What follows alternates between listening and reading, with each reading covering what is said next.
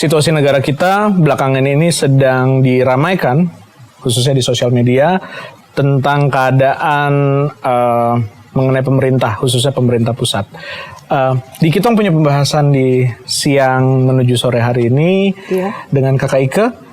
Ada ayat-ayat firman Tuhan yang akan membahas kita sebagai murid-murid Tuhan Yesus, kita harus jadi orang yang tunduk pada pemerintah. Wow. Itu akan jadi hal yang kita diskusikan sepanjang siang sore hari ini dalam Kitong punya podcast. Apakah anak-anak Tuhan, anak-anak muda yang takut akan Tuhan perlu tunduk pada pemerintah, dan apakah firman Tuhan itu masih relevan dengan kita punya keadaan situasi sekarang di mana jelas-jelas pemerintah yang ada seperti mempermainkan hukum atau sewenang-wenang begitu dengan hukum. Jadi kita akan lihat apa yang dikatakan kebenaran firman Tuhan terhadap kita sebagai anak-anak Tuhan, sebagai murid-murid Tuhan Yesus di masa-masa seperti ini.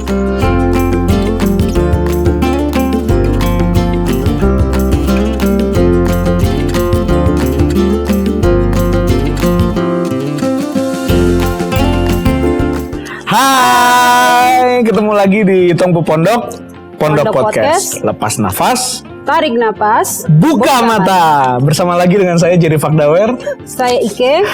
Seperti yang tadi kita punya opening, kita hari ini Kak Ike luar biasa sekali menanggapi. Sebenarnya bukan menanggapi sih, karena sebenarnya topik ini kan sudah ditetapkan dari bulan lalu ya. Betul. Ini topik 1 bulan kita bagaimana menjadi murid Kristus. Jadi ketika kita lagi bahas murid Kristus dari awal Agustus, kemudian terjadilah apa yang kita sudah bersama-sama lihat di sosial media. Betul. Atau di berita-berita di TV dan di koran, di majalah, bahwa ada hal-hal yang nih pemerintahnya bagaimana sih, kenapa begini. Dan firman yang datang pada kita minggu ini atau di podcast kesempatan kali ini adalah tentang bagaimana kita sebagai seorang murid, kita punya kewajiban untuk hidup sebagai hamba. Wow. Jadi seperti seolah-olah Tuhan sudah mempersiapkan firman-Nya itu memang ya dan amin. Firman-Nya itu memang kekal. Betul. Sebelum ada peristiwa apa terjadi di dunia, firman sudah ada dan firman sudah menyiapkan atau mempersiapkan kita. Kak Ike, kita punya pembahasan siang hari ini itu terambil dari mana Kak Ike? Dari 1 Petrus pasal 2 ayat 13 sampai 25. Nah, ini ayatnya cukup panjang, teman-teman nanti bisa baca sendiri masing-masing di rumah. Tapi ada beberapa bagian mungkin ya, kita mungkin akan lompat langsung nih. Kita akan lompat langsung ke pembahasan. Jadi kalau kita melihat di sini Kak Ike, Kak Ike dan teman-teman, Rasul Petrus menuliskan surat ini kepada orang-orang percaya yang ada di perantauan atau pokoknya yang tersebar begitu. Karena kalau Kak Ike dan teman-teman ingat waktu Rasul Petrus pertama kali setelah dia menerima Roh Kudus hari Pentakosta, dia berkhotbah, 3.000 orang bertobat, dan semenjak hari itu terjadi perkembangan yang sangat pesat. Nah, tapi kemudian orang-orang Kristen mulai tersebar, tidak hanya mereka di Yerusalem, tapi mereka mulai tersebar, dan ketika mereka tersebar, mereka mulai mewartakan Injil lagi di tempat-tempat di mana mereka ada. Kemudian mulai mengundang yang namanya persekusi atau jadi persekusi itu bukan dari sekarang aja ya Kak Ike, tapi sudah dari dulu. Bahkan kita punya Tuhan Yesus juga dipersekusi, dia disalib. Nah, ketika orang-orang percaya ini, mereka hidup jauh dari Rasul Petrus, mereka hidup di tanah rantau, kemudian mereka membutuhkan semacam pedoman nih, kita harus bikin apa terhadap kita punya pemerintah. Kak Ike dan teman-teman, kita punya pemerintah mungkin hari-hari ini mungkin membuat kebijakan-kebijakan yang mungkin menurut kita tidak masuk akal, atau mungkin kita seperti protes, atau ini bagaimana sih sebenarnya. Yang hari-hari itu dorang hadapi, Kak Ike juga pasti tahu, itu lebih kejam. Ada cerita-cerita yang menceritakan bahwa betapa orang-orang Kristen, orang-orang yang percaya pada Yesus Kristus itu, saat itu mereka di bawah Kaisar Nero. Betul. Kaisar Nero ini dia membuat satu penghukuman pada orang-orang Kristen, ditangkap, kemudian kan kalian bilang kalian terang dunia. Ya sudah gitu. Akhirnya mereka diikat, kemudian dibakar hidup-hidup dan menerangi kota Roma. Literally, secara harfiah mereka menerangi kota Roma karena mereka dibakar hidup-hidup. Itu Ada kejam lagi, sekali ya Kak. sangat kejam. Dan ada lagi yang lain, mereka dibuang di tempat yang mana ada hewan-hewan liar. Bukan hanya dibuang, tapi mereka ada kulit binatang gitu ya. Kulit binatang ditempel atau dijahit ke mereka punya kulit, kemudian dibuang ke anjing-anjing yang buas begitu. Jadi pemerintah yang seperti itu yang Rasul Petrus suruh jemaat menghormati, harus hormat. Ini sebenarnya di luar nalar dan di luar pikiran lah gitu. Bagaimana kita bisa berlogika, apakah masih relevan kita menghormati pemerintah yang sedemikian? Gitu ya. Ini mungkin ada 4 poin yang saya mau bagikan untuk kita semua, untuk Kak Ike, untuk teman-teman semua. Pertama, ada kewajiban umum. Yaitu sebagai orang percaya kita punya loyalitas atau kita punya kesetiaan itu kepada raja di atas segala raja, yaitu Tuhan Yesus. Dan ada satu sisi dalam kita punya hidup di mana kita disebut sebagai warga kerajaan Allah, warga negara kerajaan Allah. Tapi di waktu yang bersamaan, selama kita masih hidup di dunia ini, kita juga menjadi warga negara di mana negara yang kita tinggal. Dalam hal ini warga negara Indonesia. Nah, Yesus tidak pernah minta pengikut-pengikutnya untuk memberontak terhadap pemerintahan negara. Seperti ada contoh, kayak ada cerita yang dimana Tuhan Yesus bilang, Tuhan Yesus mau dijebak sama ahli-ahli Taurat, orang-orang Farisi. Ini ada koin, kita perlu bayar pajak ke kaisar kah tidak? Karena beda negara. Dan beda, yang kaisar nih percaya dewa-dewa, orang Yahudi nih percaya Tuhan. Kita perlu bayar pajak kah tidak? Kita perlu kasih uang kah tidak ke kaisar dia? Tuhan Yesus minta, sini mana coba lihat, kasih koin itu toh, kasih koin itu. Pas dilihat, ini ada gambar siapa di situ? Gambar kaisar. Berarti kasih ke yang kaisar punya, kasih kepada Tuhan apa yang Tuhan punya. Luar biasa. Jadi itu yang kita perlu pahami dalam kita punya hidup sehari-hari, bahwa kita sebagai orang percaya, kita tidak hanya menerima berkat, tapi kita juga harus jadi berkat di masyarakat, di tempat di mana kita berada. Kita harus jadi hamba di tengah-tengah masyarakat. Di ayat 14, saya mungkin baca sedikit, 13 dan 14 ya. Tunduklah karena Allah kepada semua lembaga manusia, baik pada raja-raja sebagai pemegang kekuasaan yang tertinggi, maupun kepada wali-wali yang diutusnya untuk menghukum orang-orang yang berbuat jahat dan menghormati orang-orang yang berbuat baik. Jadi di ayat 14 ini, Tuhan bisa memakai mereka yang ada di dalam posisi-posisi yang tinggi. Dan di ayat 15 dibilang membungkamkan orang bodoh atau membungkamkan kepicikan orang-orang yang bodoh. Kenapa? Karena zaman itu, ini kita lihat konteks zaman itu, Kak Ike dan teman-teman, zaman itu orang-orang Kristen sering dituduh sebagai orang-orang yang suka memberontak terhadap keputusan kaisar atau kepentingan atau keputusan pemerintah. Jadi dan itu sebabnya jadi mereka orang Kristen harus dibantai karena mereka tidak taat pemerintah. Nah, itu Petrus menuliskan ini kepada orang-orang yang ada di bawah kekaisaran Romawi supaya mereka membungkam bahwa perkataan orang tersebut tidaklah benar. Jadi kita perlu menghilangkan kritik itu. Cara untuk menghilangkan kritik itu adalah semua orang percaya harus dengan sangat rajin berkomitmen untuk membangun daerah mereka sendiri. Poin yang kedua, hidup dalam kebebasan. Nah, ini tadi kita sempat diskusi ya, Kak Ika ya. Betul ya. Pertanyaannya gimana tadi, Kak Ika? Pertanyaannya cukup. Sebagai murid, kita punya kewajiban untuk hidup sebagai hamba. Yes. Nah, tapi Tuhan kan sudah membebaskan kita nih. Jadi kebenaran bahwa kita sudah dibebaskan ini kadang-kadang bisa dipelintir oleh beberapa orang sampai dia berbuat bebas seenak-enaknya tanpa ada tanggung jawab begitu. Nah, pengorbanan Yesus di kayu salib ini membebaskan kita dari hutang dosa dan kuasa dosa. Nah, tapi ada beberapa orang yang menggunakan kebenaran ini sebagai alasan untuk hidup foya-foya sesuai dengan dia punya keinginan. Tapi kita perlu ingat perintah agung dari Tuhan Yesus yang mengharuskan kita untuk saling mengasihi dan saling menghormati satu dengan yang lain. Yang ketiga, itu ada ringkasan tentang kewajiban. Kita kalau lihat di ayat 17, itu ada 4 poin di dalam ayat 17.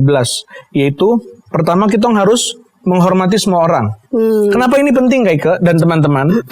Saat itu, di Romawi, itu separuh dari populasi kekaisaran Romawi adalah budak. Jadi satu dari 2 orang itu adalah budak. Nah, Budak itu adalah orang-orang yang tidak punya status, yang statusnya lebih rendah daripada manusia merdeka. Di mana orang yang statusnya budak itu dia mau dibunuh kah, dia mau diperdagangkan kah, dia mau dibikin bagaimanakah, itu tidak akan ada orang yang melindungi. Dan dia bisa diperjualbelikan. Dong tidak punya seperti hak asasi manusia. Dong tidak ada hak asasi manusia sama sekali. Nah, Rasul Petrus menulis di sini, hormatilah semua orang, mau dia status budak, mau dia status orang merdeka. Kalau zaman sekarang, mau misalnya, mau dia itu tukang parkir, mau dia itu ojek, mau dia itu pendatang, mau dia itu orang Papua, mau dia itu siapapun, hormati. Itu wajib dan itu pesan dari Rasul Petrus kepada jemaat yang saat itu menderita dalam kekaisaran Romawi, tapi juga ke kita semua yang ada di sekarang, di zaman sekarang.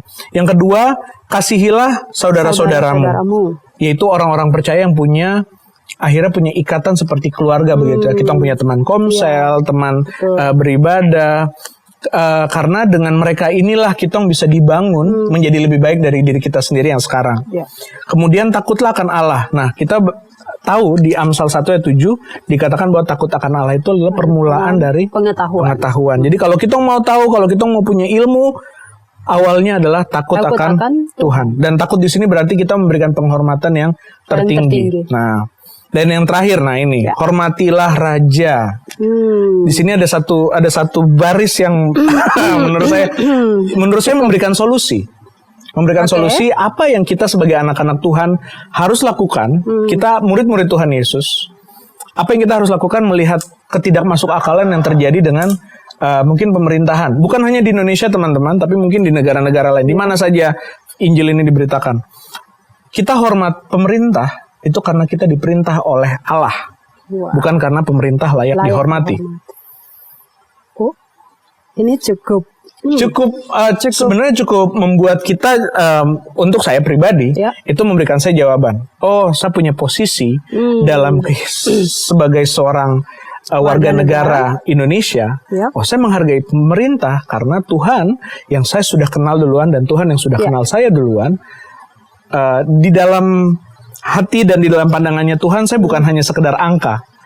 Kalau pemerintah mungkin statistik nih, angka umur sekian, laki-laki, perempuan, kita hanya angka mungkin. Tapi di hadapan Tuhan yang mengenal saya punya pribadi lebih dalam dari yang pemerintah atau bahkan dari yang orang tua saya bisa kenali saya.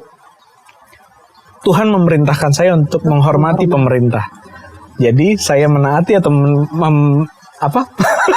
tidak punya pilihan untuk tidak menghormati. Iya, karena Tuhan yang sudah menentukan kita untuk kita menghormati pemerintah. Yang keempat, hati yang baru dalam situasi yang buruk. Bagaimana kita bisa mendapatkan perkembangan hati atau pengembangan hati kita ketika kita melalui masa-masa yang buruk, keadaannya mungkin tidak berubah, Kak Ika. Betul. Seperti mungkin 3-4 tahun yang lalu kita berhadapan dengan COVID. Betul, ya. Hidup jalan terus. Keadaan saat-saat itu, tidak semakin membaik. Tapi kita punya hati yang belajar.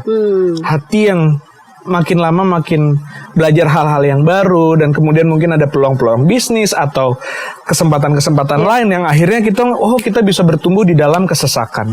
Kita bisa bertumbuh dalam ketidaknyamanan. Saat itu kita bisa lihat bahwa situasi ini tidak berubah.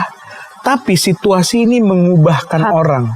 Dan mengubahkan hati orang dengan pertolongan Roh Kudus, dengan pertolongan Tuhan yang menguatkan kita, yang memampukan kita untuk bertahan, tapi tidak hanya bertahan, tapi juga bertumbuh dan berkembang di dalam penderitaan tersebut.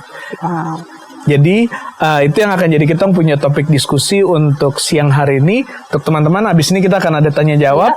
Jadi ayo diskusi. Ya, Kak Jer dan teman-teman. Siap. Ada pertanyaan yang kita akan bahas sama-sama. Jadi saya akan tanya Kak Jer dulu. Boleh. Jadi pertanyaannya bilang begini. Waktu Kak Jer masih kecil, siapa figur otoritas di dalam Kakak Jerry punya hidup? Ada bapak, mama, kakak, om, guru, pelatih, atau mungkin ada yang lain? Selama saya masih kecil, figur otoritas tuh saya bapak. Saya punya bapak itu jadi Tadi kita diskusi sedikit ya sebelum syuting. Ya. Jadi saya punya bapak itu memang pribadi yang dia tegas, dia pribadi yang memang dia tapi tegasnya bukan tanpa alasan gitu. Jadi dia memang tegas, dia berikan kita peraturan supaya kita jadi anak yang baik. Bahkan ketika memang kitong nakal, itu nanti mungkin yang berikut ya, waktu kitong tidak taat. Waktu kitong mungkin kayak melanggar peraturan harus tidur siang, tapi kita malah tidak tidur siang, malah licin-licin keluar main bola gitu toh. Pulang sudah lewat sore, sudah mau malam. Wah, itu pasti dapat hukuman. Itu kabel jalan. Hanger jalan. Pokoknya seperti itu. Sapu juga kadang jalan. Di rumah kami tuh agak ajaib jalan. Bukan gitu maksudnya. Ya dihajar lah, dipukul. Nah, tapi memang yang saya belajar dari saya punya bapak adalah setelah saya bapak marah kitong, kasih kitong disiplin seperti itu, bapak akan datang ke kita dan peluk kita dan minta maaf. Dan bapak akan bilang, misalnya kasus saya misalnya, Jer, bapak bikin kau begini supaya kau jadi orang yang baik gitu. Kau mengerti aturan, kau mengerti jam, kau mengerti waktu, kapan harus ini, kapan harus itu gitu. Jadi papa minta maaf ya Jer, kayak gitu. Jadi saya bapak kayak ada resolusi lah. Jadi kita tidak ditinggal marah sepanjang malam begitu. Kalau dari saya begitu. Dari Kak Ike gimana? Mungkin figur otoritas dalam Kak Ike hidup? Saya punya sama dengan kakak Jerry, saya punya figur yang paling punya otoritas. Bapak saya juga maksudnya? Enggak lah, maksudnya bapak saya. Bapak kamu, bapak saya. Oh ya, bapakku, bapakmu, bapakmu. Ya, begitu sudah. Siap. Jadi saya punya bapak yang paling saya lihat sebagai salah satu figur paling berotoritas dalam saya hidup waktu saya kecil. Dan kenapa saya bilang begitu? Karena ya dalam keluarga pasti bapak itu kepala rumah tangga. Dan salah satu otoritas yang paling tinggi dalam lembaga keluarga. Betul. Begitu setelah Tuhan. Itu jadi, contohnya kayak gimana tuh? Mungkin ada cerita Kak, bagaimana Kak? Jadi, kajarnya aku bilang. Jadi memang Kak juga dulu suka nakal. Kenakalan anak-anak lah. Jadi kalau misalnya Bapak bilang, Kak pergi ke sekolah, kau pulang dari sekolah pulang ke rumah, bukan pulang ke orang rumah. Itu biasa orang tua bilang begitu.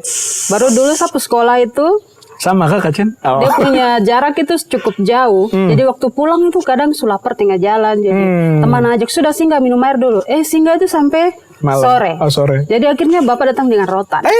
Datang itu, dia tidak bicara, tapi dia cuma tarik rotan saya begini. Sudah angkat ke sepatu Kak, kok barang-barang dan kok jalan itu dan dia mulai begitu. Begitu. Jadi sampai di rumah, habis itu dia tidak seperti, kok kenapa tadi begini? Tapi tadi di jalan dia suka selesai itu. Maksudnya waktu saya tidak pulang tepat waktu dia akan marah. Dia bilang, kok punya anak sekolah punya jam pulang itu kan misalnya jam 1. Ya sudah jam 1 setelah selesai sekolah harus pulang ke rumah, bukan kok pulang ke orang rumah. Kok rumah itu di sini bukan didorong begitu. Jadi dia cuma kasih tahu begitu dan saya tahu kalau itu saya salah. Setelah itu sudah selesai. Tapi coba orang yang misalnya dong bikin macam-macam ke saya. Sebab dia tidak akan kasih biar itu. Dia akan pergi cari orang itu dan ya mungkin dia salah satu orang yang cukup dulu orang bilang jahat, padahal sebenarnya itu hanya punya disiplin yang tegas ya, gitu. Tegas dan disiplin. Jadi ya itu sih yang saya lihat dari sepupu Bapak. Jadi kalau ada tidak bikin sesuatu yang benar tetap ada hukuman seperti itu Kak Jar. Siap. Kak Ike, pertanyaan berikutnya nih untuk Kak Ike. Bagaimana mereka menyebut diri sebagai murid dari Tuhan Yesus harus berinteraksi dengan pemerintah setempat?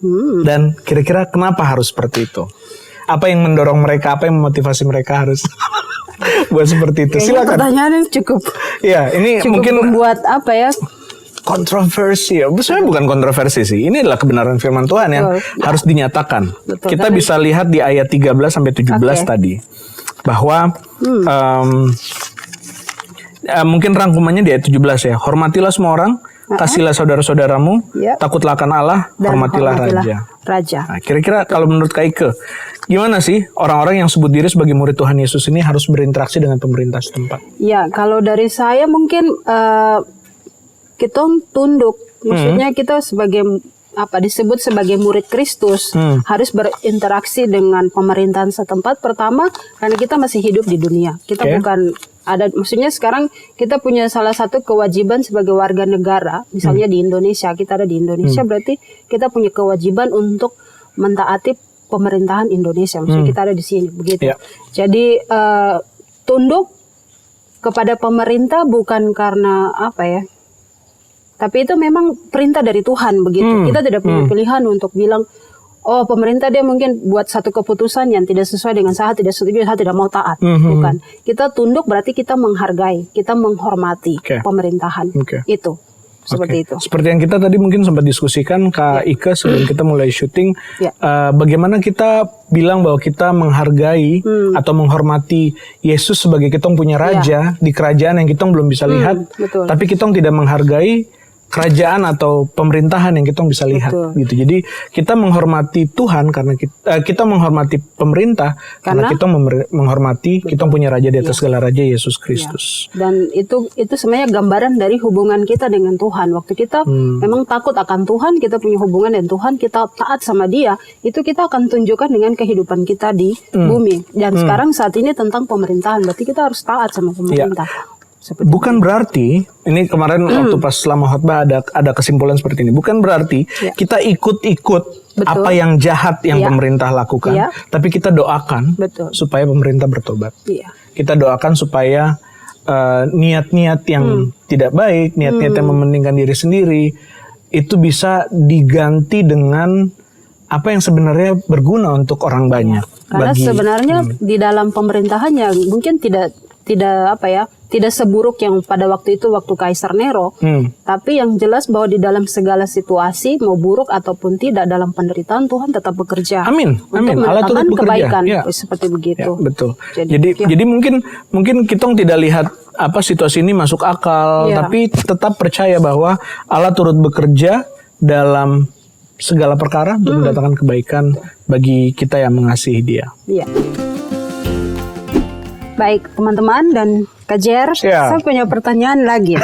Saya harap Kak Jer bisa jawab ini. Aduh, mudah-mudahan. Saya juga sedikit waktu dapat pertanyaan saya juga sedikit harus pikir lebih dalam lagi. Tapi dia bilang begini, apakah maksud Petrus dengan memakai kata tunduklah di dalam ayat 13. Di manakah garis batas di mana sebagai murid Yesus tidak bisa tunduk kepada orang lain? Ada batas? Terus itu kapan? Ini luar biasa. Maksudnya kalau kita mau lihat apa yang sedang terjadi di kita punya negara belakangan ini, perpolitikan perpolitikan yang akhirnya kemudian mempengaruhi hukum. Yang mana sebenarnya hukum itu jangan diganti-ganti lah gitu. Kalau kita lihat di sini Rasul Petrus pakai kata tunduklah. Kalau kita lihat ke bahasa aslinya, itu yang berarti kayak seperti kita menempatkan kita punya ranking atau kita punya posisi itu di bawah dari orang tersebut. Berarti kayak kita yang menghargai, kita tunduk atau yang menghargai seperti itu. Dan yang dia punya pertanyaan lanjutannya itu di manakah garis batas di mana sebagai murid Yesus kita tidak bisa tunduk pada orang lain. Batasnya kalau menurut saya dan menurut kita punya diskusi tadi sebelum syuting, ketika kita diperhadapkan pada pilihannya itu adalah Yesus atau mati. Seperti itu. Ketika kita sudah diperhadapkan, ini sepertinya ekstrim sekali ya. Ini sepertinya ekstrim sekali. Kalau kita coba lihat contoh Rasul Petrus dan jemaat yang teraniaya di Kekaisaran Romawi saat itu, mereka sudah sampai di tahap itu, di mana mereka harus pilih apakah mereka mau menyangkal nama Yesus atau mereka mau digigit dan dimakan dan disiksa. Segala macam bentuk penyiksaan itu. Jadi Kekaisaran Romawi itu adalah puncak dari atau pusat dari semua hal yang dalam tanda kutip tidak manusiawi lah di zaman di abad pertama saat itu. Jadi kalau kita melihat jemaat di saat itu mereka sudah diperhadapkan pada pilihan mau Yesus atau mau mati, mau Yesus atau mau hidup gitu. Jadi kalau kau pilih Yesus ya berarti kau mati gitu. Nah mungkin untuk jawab nomor 3 ini versi ekstrimnya adalah batas di mana kita sebagai murid Yesus tidak bisa lagi tunduk pada pemerintah atau pada orang lain adalah ketika pemerintah menyuruh kita untuk memilih antara Yesus atau tetap hidup. Sejauh ini puji Tuhan belum. Betul. Mungkin akan ke situ satu hari nanti, kita tidak tahu di kita punya masa kehidupan atau bukan. Tapi sejauh itu belum dan sejauh itu tidak mengganggu kehidupan orang banyak, mungkin kita akan tetap tunduk seperti itu. Kalau menurut Kak Ike, Ya. kira-kira kenapa Petrus pakai kata tunduk? Kemudian ada batas-batas tertentu kan tidak? Kak Jerry kayaknya semangat sekali tanya ini. Ya langsung berhadapan mungkin. Jadi ya, Coba. saya juga tadi setuju dengan Kak Jer tentang kata tunduk itu berarti menghormati. Tunduk di sini berarti kita taat kepada otoritas. Oke. Ada otoritas tertinggi di dalam dunia ini memang secara apa ya? Maksudnya pemerintahan yang paling tertinggi berarti Tuhan ya. Yang kedua baru pemerintahan di dunia. Begitu. Dan kita di sini diminta tunduklah berarti kita taat kepada otoritas. Kita ada di mana sekarang? Ya. Kita ada di dunia, kita ada di negara Indonesia. Berarti kita punya kewajiban untuk taat kepada otoritas kita paling tertinggi Ya. yaitu Pemerintah. pemerintahan Indonesia seperti begitu. Dan di manakah garis batas di mana saya sebagai murid Kristus Tidak tidak lagi bisa bisa tunduk kepada orang lain?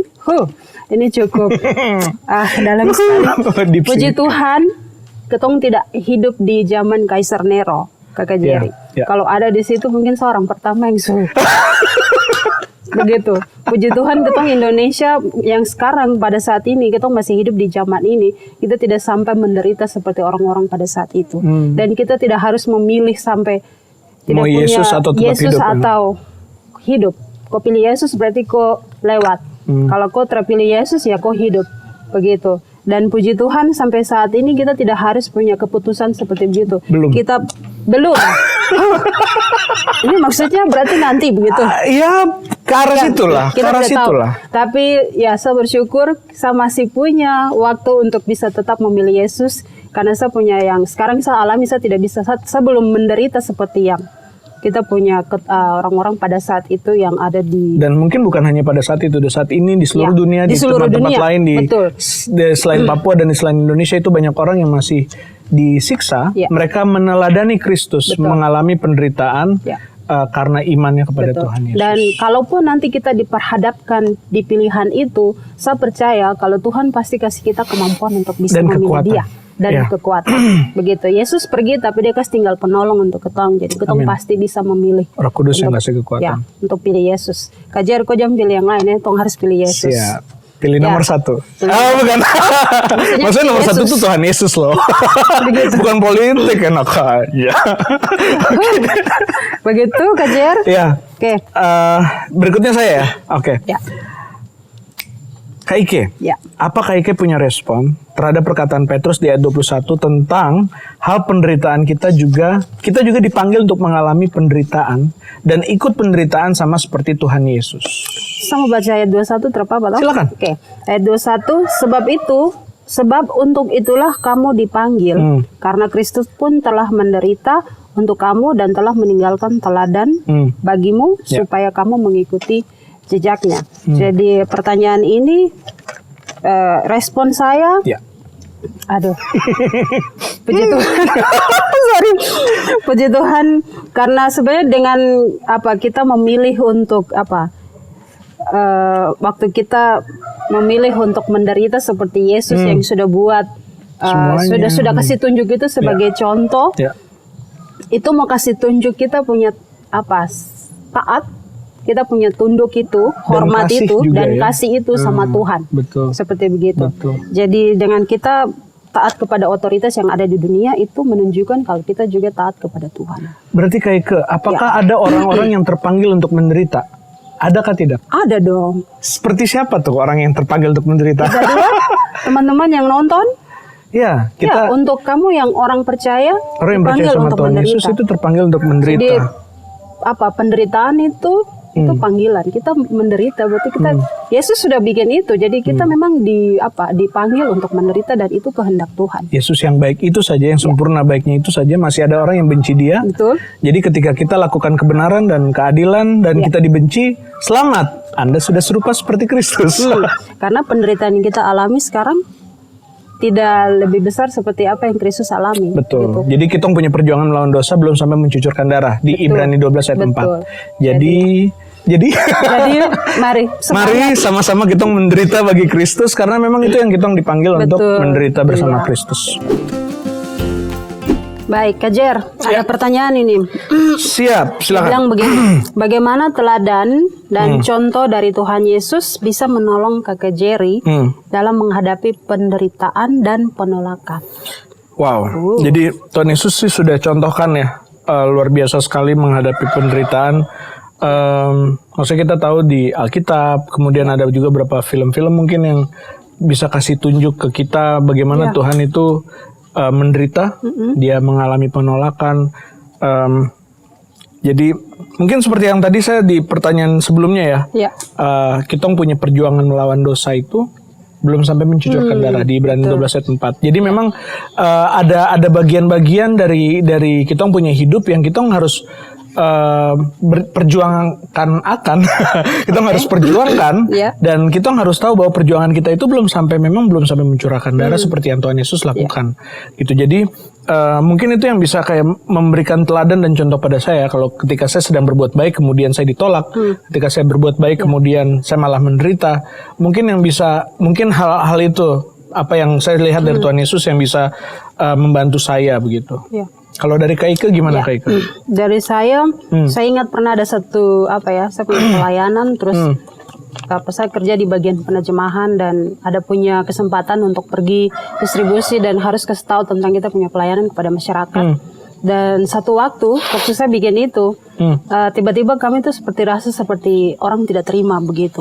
Dan kami merasa seperti ditolak dan pada saat itu padahal ini firman Tuhan, padahal ini baik dan saya rasa seperti tiba-tiba saya ingat waktu Yesus ditolak di Nazaret, waktu dia kembali pelayanan di dia punya kampung sendiri dan dia ditolak. Saya rasa seperti jadi begini kah Yesus datang untuk beritakan tentang kerajaan Allah dan orang terterima itu. Mungkin sapunya tidak seperti Yesus pada waktu itu, tapi saya sempat merasa seperti ini firman Tuhan yang saya bawa untuk kamu baik nih. Iya, untuk orang-orang dengar begitu. Tapi seperti tidak peduli.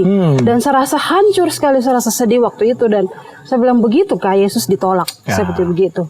Dan saya ingat kalau sekarang mungkin saya punya penderitaan seperti waktu itu. Tidak tahu itu termasuk menderita atau tidak. Tapi saya rasa itu ditolak. Dan penolakan lah. Ya, dan itu tidak sebanding dengan bagaimana Yesus dia punya. Yang semua dia sudah lewat. Dan teladan dari Yesus, dia sudah kasih contoh. Dia sudah kasih lihat bahwa Yesus dia mengalami itu, dia melewati itu, dia menghadapi itu dan dia tidak pernah komplain, tidak pernah untuk tidak taat dan dia taat justru sampai dia harus mati. Dan matinya terhina lagi, terhina sekali. Ya, ditolak di bumi dan di surga juga tidak terima dan di surga juga terima. Maksudnya ya waktu orang mati disalibkan itu artinya maksudnya orang tidak diterima, dia tidak diterima begitu pada saat itu dan saya rasa saya punya tidak seperti yang Yesus alami. Tadi Kak Jerry juga sudah bilang tentang penderitaan kita alami tidak sebanding dengan apa yang Tuhan Yesus sudah jalani ya. Jadi itu menolong saya untuk masih bisa melewati itu karena Yesus tolong saya pasti untuk melewati itu. Gitu. Kakak Ike, ini pertanyaan terakhir nih untuk Kak Ike dan untuk kita semua teman-teman. Di zaman Rasul Petrus ada banyak murid Yesus yang dianiaya bahkan diperbudak karena dia punya iman.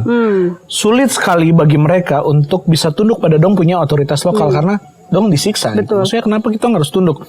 Nah, sekarang ini untuk Kakak Ike dan juga mungkin untuk teman-teman juga. Sekarang ini, apakah sulit bagi Kakak Ike untuk tunduk kepada otoritas di atasmu? Mungkin dalam hal ini entah pemerintah atau siapapun. Gimana Kak Ike? Oke, baik. Kalau untuk saya di sini, puji Tuhan. Bukan sponsor guys. Saya masih bisa, maksudnya tidak harus ada dalam penderitaan seperti yang waktu Petrus ceritakan di dalam surat ini tentang orang-orang percaya pada saat itu. Tapi dengan keadaan-keadaan yang seperti sekarang ini, puji Tuhan masih bisa melewati itu. Dan mungkin juga di setiap kehidupan setiap hari mungkin juga ada hal-hal yang mungkin saya tidak taat dan saya tidak sadari itu. Tapi puji Tuhannya masih bisa melewati itu dengan tanpa harus menderita yang kok harus kehilangan nyawa begitu dan harus tetap bisa bilang terima kasih Tuhan di dalam kau punya penderitaan itu. Dan ya saya rasa mungkin tidak untuk saat ini mungkin belum merasa sulit untuk tidak taat. Seperti begitu. Bagaimana nih pertanyaan lanjutan saja. Kak Ike, bagaimana ayat-ayat yang kita sudah baca di 1 Petrus 2 ayat 13-25 ini dapat menolong Kak Ike dalam menjalani hidup sehari-hari sebagai seorang warga negara yang baik? Kak Jer, kok pertanyaan maksudnya? Tidak. Ada di sini, saya tinggal ikut. Baik. Oke. Saya ingat di bagian ayat ke-17 tentang kewajiban kita. Kita punya kewajiban untuk hormati semua orang. entah dia itu guru, entah dia itu punya orang yang kaya atau miskin, mungkin dia cuma tukang sapu jalanan, tapi dia orang yang layak untuk dihormati. Begitu. Terus kasihilah saudara-saudaramu. Dan ini saudara-saudara berarti orang-orang yang kita sama-sama percaya Tuhan, dan kita mengasihi mereka, terus takut akan Allah. Firman Tuhan bilang kalau kau takut Tuhan, itu awal dari kau punya pengetahuan. Dan terakhir, hormati raja. Jadi kita punya kewajiban untuk menghormati semua orang, dan tidak harus menghormati semua orang karena memang dong layak untuk kita menghormati, bukan karena dia punya sesuatu embel-embel di belakang begitu. Dan hormati pemerintah karena itu perintah dari Tuhan, bukan karena dong layak. Wow. Gitu. Oke. Saya sebenarnya mau ambil itu sebagai saya punya kesimpulan nanti, tapi kakak sudah ambil duluan. Coba kita mau kebagi. Oke. Saya jawab kah sekarang atau tidak perlu? Oke. Kakak jawab dong. Saya juga dengar kakak punya. Siap. Jadi orang tuh memang agak sulit atau mereka sangat susah untuk tunduk sama dong punya otoritas di atasnya. Nah, untuk saya sekarang, apakah sulit bagi saya untuk tunduk pada otoritas di atas saya? Sejauh ini puji Tuhan masih bisa. Haleluya. Masih bisa, maksudnya memang mungkin teman-teman kita bisa setuju untuk tidak setuju. We can agree to disagree untuk beberapa hal. Ini tidak ada pembahasan politik, tidak ada pembahasan tentang saya pro siapa, saya kontra dengan siapa, tidak. Tapi kita melihat kebenaran firman Tuhan di sini yang bilang tentang bagaimana kita sebagai seorang warga negara harus hidup. Dan apakah sulit bagi saya untuk tunduk pada otoritas di atas saya? Puji Tuhan sejauh ini belum ada situasi hidup dan mati, atau hidup atau mati, tapi masih dalam situasi yang saya masih bisa jalani, saya punya hidup, saya masih bisa melayani, saya masih bisa bertemu dengan teman-teman dengan leluasa. Kita masih bisa rekaman podcast tanpa diawasi. Ingat kan tidak zaman-zaman dulu waktu mungkin beberapa dari kita masih SD atau masih kecil, di mana kebebasan berbicara itu sangat dikekang, di mana kalau kita bicara sedikit langsung hilang tanpa bekas. Nah, bersyukur kita ada di masa yang disebut oleh orang-orang sebagai masa reformasi, di mana ada banyak perubahan yang terjadi, dan di dalam perubahan itu kita mengalami kesempatan untuk mulai bebas, dalam tanda kutip bebas beribadah atau bebas hidup sesuai dengan apa yang saya percayai. Jadi sejauh ini memang tidak terlalu sulit bagi saya untuk tunduk, dan ayat-ayat ini menolong saya. Sejujurnya yang tadi barusan kakak Ike juga baca itu tentang kita takut akan Allah dan hormati raja, itu memang jadi satu jawaban sendiri buat saya Kak Ike, bahwa mungkin selama ini kita bertanya-tanya sebagai anak-anak Tuhan, oke, ini kita tunduk sama pemerintah, tunduk pada Allah dan tunduk pada pemerintah, ini maksudnya dia punya sampai jarak seperti apa, sampai sejauh mana kita bisa lakukan itu. Nah, memang di khotbah kemarin juga dengar bahwa kita tunduk sama pemerintah karena kita tunduk pada Allah. Jadi bukan pilihan Itu bukan sesuatu yang pilihan. Jadi mau tunduk pada Allah atau tunduk pada pemerintah, itu bukan pilihan. Kita tunduk pada pemerintah karena kita tunduk pada Allah. Hati-hati jangan sampai kita tunduk pada Allah karena kita tunduk pada pemerintah. Itu yang sudah salah lagi. Itu sudah salah. Ada beberapa negara di dunia yang memberlakukan itu sehingga mereka masuk ke dalam satu organisasi saja tanpa ada pengenalan kepada Allah. Jangan sampai kita seperti itu. Kita tidak tunduk pada Allah karena pemerintah, tapi kita tunduk pada pemerintah karena kita tunduk pada Allah. Wow. Nah, kerja apa ini? itu kita punya podcast di siang sampai sore hari ini di episode kali ini tentang kitong punya ketaatan kepada pemerintah karena ketaatan kitong pada Allah. Jadi kesimpulan yang saya mau simpulkan untuk kita bersama di siang hari ini, di kitong punya episode kali ini, kesimpulannya adalah kita menghormati. Ini sebenarnya kita sudah bahas ini beberapa kali. Jadi mungkin saya mau katakan ini sekali lagi untuk kita semua, bahwa kita menghormati pemerintah karena kita menghormati Allah, bukan karena pemerintah layak dihormati. Wow. Ike. Kalau dari saya, kita menghormati Tuhan, berarti kita juga wajib menghormati pemerintah. Kenapa kita wajib menghormati pemerintah? Karena itu Tuhan yang bilang, itu perintah, bukan pilihan. Wow. Luar biasa teman-teman, luar biasa. Oke, jadi itu kita punya kesimpulan untuk podcast kita di episode kali ini. Teman-teman jangan biarkan kebenaran yang teman-teman terima berhenti di teman-teman, tapi bisa share ke orang lain di grup WhatsApp, di grup WhatsApp keluarga, kampus, kantor, sekolah, apapun itu, supaya makin banyak orang yang terima kebenaran bahwa Tuhan turut memerintah dalam segala hal yang terjadi di dunia ini, apapun ketika itu mungkin bersifat kelihatannya buruk, tapi Tuhan mampu bekerja dalam segala hal mendatangkan kebaikan.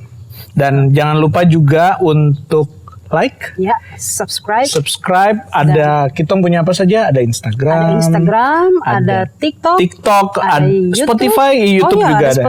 Ada Spotify juga. Jadi teman-teman misalnya berpergian sambil bawa motor atau sambil bawa mobil atau sambil nyuci, sambil beres-beres rumah, bisa sambil dengar Spotify, dengarkan kita bicara tentang firman Tuhan dan relevansinya dalam kita punya kehidupan sekarang. Jangan kemana-mana, tetap saksikan Pondok Podcast di episode-episode berikutnya. Tetap di Tempuh Pondok Podcast.